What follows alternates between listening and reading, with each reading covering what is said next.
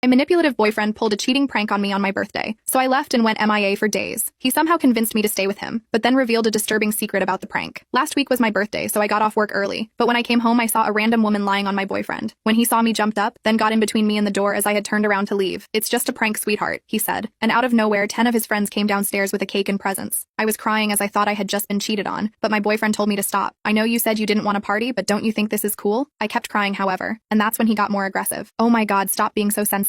It was just a prank. I put all this effort in so you could have a fun time and you're crying." I immediately pushed him out of the way and walked out, got in my car and drove off. While driving, my phone started to get bombarded by texts, calls, and messages from my boyfriend and our friends. When it got too distracting, I just turned off my phone and went to a hotel that's far enough from my place. By the time I got to my hotel room, I just started sobbing. The next morning, I made sure to tell my team leader first that I would be absent for a few days due to an emergency, and she was kind enough to accept my request. She probably noticed something was off with me because I was sniffling and my voice sounded weak. Right now, I plan on telling my aunt who lives near my area about what happened and asking if I could live with her for a couple of days until I sort out my mind and know what I have to do next. I'm deeply heartbroken because I've told my boyfriend and my friends before how I felt about cheating and how it essentially ruined my family growing up and my young mind back then. My mom cheated on my dad and it broke our family, and I got cheated on by my first boyfriend, and I don't know how to face and respond to them all after all that has happened. Maybe some time away from them will help, I hope. Update 1. I packed my things and prepared to go to my aunt's house, which wasn't that far, but still a bit of a drive nonetheless. When I finally got there, she was incredibly welcoming, and I thanked her for allowing me to stay in her house even just for a while. She gave me a tight hug and told me I was always welcome and that she will be there to help me when I need her to. She eventually led me to the spare bedroom that they have in their house and helped me unpack my stuff. She is honestly such an incredible woman and I love her so much. She's basically the mom I've always wanted. Once I was done unpacking, I was again confronted by the fact that I haven't opened my phone for quite some time now. I've avoided it for so long that I didn't think I could open it again, but I knew I had to. The moment my phone booted up, hundreds upon hundreds of texts, chats, and missed calls popped up on my screen. Even if I was still hesitant, I decided to open my chats and looked at our friend group's group chat first. The chats from the start were all very frantic in nature, with my friends asking about where I was or what happened. But after scrolling down a few more times, the chats turned into them apologizing that the prank happened and that it was not on the plan at all. One of my friends even blamed the girl that was on top of Alex, my BF, and thought she was untrustworthy. Finally, the chats ended up being them hoping they could contact me and wishing I was safe. I guess they knew I just read their chats because as soon as I was done back reading, my friends immediately knew I was online and asked how I was doing and where I was. They also started apologizing again for not being able to stop the prank from happening and that they didn't know that was going to happen and thought the original prank was going to be something else. At this point, I was thoroughly confused because they seemed happy enough to be there during that night, but I knew I had to apologize to them first for ghosting them and asking their side of the story first before speaking about what had happened. Essentially, they were simply planning a surprise birthday party for me with Alex in a group chat that didn't include me. Then, my BF added a few more people into the group chat, saying that they were college friends of his and he wanted them to be a part of the surprise party too, since they also wanted to meet and get to know me better. As a suggestion, one of my boyfriend's college friends pitched the idea of them pranking me. The plan was, my BF is going to be on the couch with a serial unaliver, holding a red knife and fake stabbing my BF while the unaliver was on top of him, and while my boyfriend is redding out everywhere. My BF's college friends thought it would be funny to see my reaction, although my friends were initially skeptical. They reassured them that it would be harmless fun, and that once my BF and the friend who'll be acting as the unaliver got their desired reaction on camera, they can just tell me that it was all a prank, and my friends and my BF's other college friends would come out and surprise me with their gifts and stuff. My friends eventually agreed, so as long as they don't drag out the prank and immediately reveal everything once they captured my reaction on camera. The day of my birthday comes, and everything they've planned seems to be going smoothly, with them waiting for me.